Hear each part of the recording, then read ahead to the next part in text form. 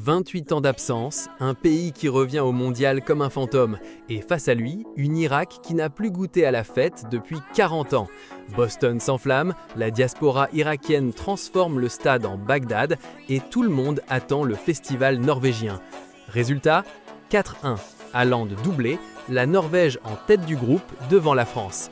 Sur le papier, une promenade. Mais si je vous disais que ce score cache une soirée beaucoup plus sale, beaucoup plus fragile et surtout beaucoup plus dangereuse pour les Scandinaves. Ce soir, on ne va pas vous raconter le match que tout le monde a vu, on va décortiquer celui que personne n'ose raconter. La Norvège n'avait plus foulé une pelouse de Coupe du Monde depuis 1998, une éternité.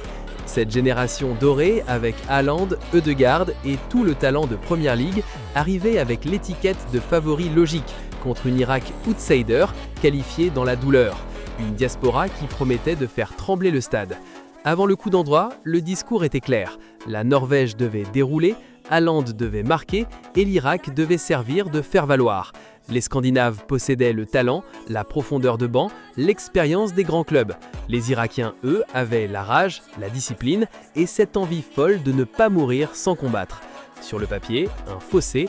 Sur le terrain, une toute autre histoire. Tout le monde va vous dire la même chose. La Norvège a été supérieure, Haaland a été monstrueux et la victoire est logique.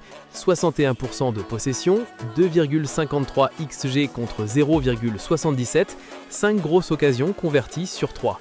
Le Cyborg plante 2 buts avant la pause, Ødegaard surgit sur corner et un but contre son camp parachève le festival. En apparence, c'est une équipe norvégienne mature qui a su accélérer au bon moment et punir les erreurs adverses. Haaland fait ce qu'il sait faire, sentir l'odeur du sang et frapper. Ødegaard distille, les latéraux montent, la machine tourne. L'Irak, courageuse certes, mais limitée. Elle a égalisé sur un bon mouvement, mais a fini par craquer sous le poids du talent scandinave. Pour beaucoup, c'est une victoire maîtrisée qui envoie un message fort au groupe I. Attention, les Vikings sont de retour. La France est prévenue. Sur les réseaux, les titres sont unanimes. Haaland et la Norvège écrasent l'Irak. Le score semble implacable. 4-1, ça ne trompe pas, non?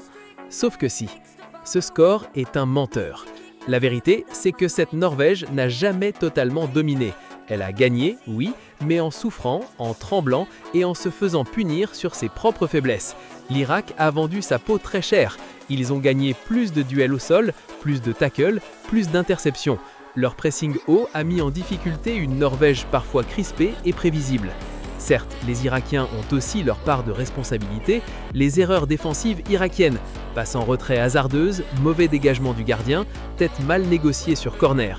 Ce sont ces cadeaux qui ont fait exploser le score, pas une domination totale. Sans ces deux erreurs flagrantes avant la pause, on pouvait très bien rentrer au vestiaire à 1-1 et le match prenait une toute autre tournure.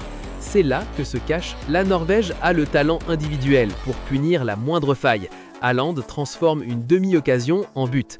Mais collectivement, l'équipe de Solbakken n'a pas encore ce niveau de maîtrise qu'on attend d'un prétendant au titre.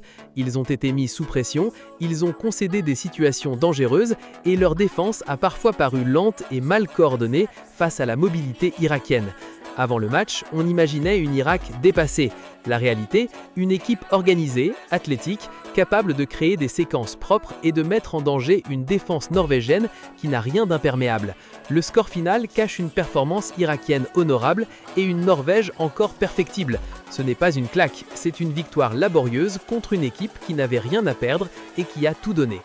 Parce que dans 6 jours, c'est le Sénégal, ensuite la France. Si la Norvège doit bien se préparer, car face aux équipes suivantes, attendre les erreurs adverses et laisser Haaland finir le travail, elle va se faire surprendre.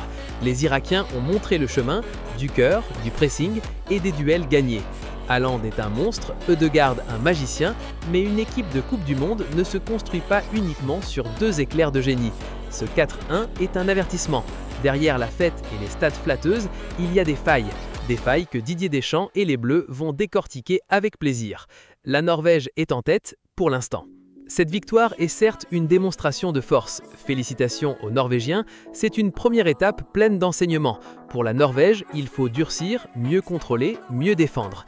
Pour l'Irak, continuez comme ça, vous n'êtes pas mort. Il reste encore des matchs pour confirmer leur validation. Le football, le vrai, se cache toujours dans les détails. Dites-moi en commentaire, selon vous, cette Norvège peut-elle vraiment viser l'écart ou est-ce qu'elle va se faire piéger comme en 1998 ? Likez, partagez et on se retrouve très vite pour le prochain épisode.